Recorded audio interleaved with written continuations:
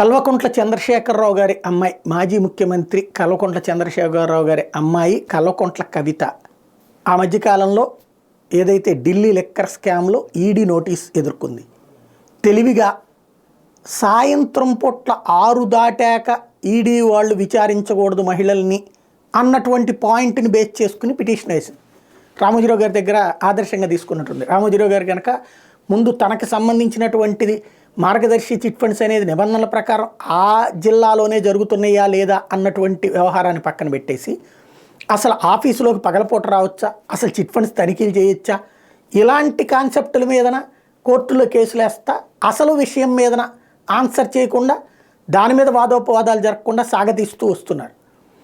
అట్లాగే ఇప్పుడు కవిత కూడా ఈడీ దగ్గర నుంచి ఎవరైతే డబ్బులు 100 కోట్ల రూపాయల బిజినెస్ ట్రాన్సాక్షన్ జరిగిందా లేదా, జైన్ దగ్గర నుంచి డబ్బులు తీసుకుందా లేదా, క్యాష్ రూపంలో ఎంత వచ్చింది, అట్లాగే ఈమె లంచాల రూపంలో వాళ్ళకి ఎంత పంపించింది, ఇవన్నిటికీ సంబంధించినటువంటి వ్యవహారం మీద మాట్లాడడం మానేసి ఆడవాళ్ళని పగటిపూట తీసుకురావచ్చా, సాయంత్రం పూట్ల ఈడీ విచారించచ్చా లాంటి వాటి మీదనే సుప్రీంకోర్టులో వేసి ఈడీ తనను విచారించకుండా చూడమని అడుగుతోంది.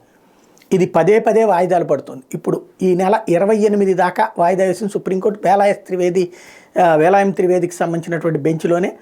అయితే ఇదివరకు ఏంటంటే కార్తీ చిదంబరం వాళ్ళ ఆవిడ కేసు వాటితో కలిపి పెట్టుకొచ్చారు. ఇప్పుడు అలా కాకుండా విడిగా విచారించాలి, ఎందుకంటే వాళ్ళ కేసు వేరు ఈ కేసు వేరు అంటూ ఈడీ చెప్పేటప్పటికి విడిగా విచారించడానికి ఓకే అంది. కాబట్టి 28 దాకా కవిత సేఫ్.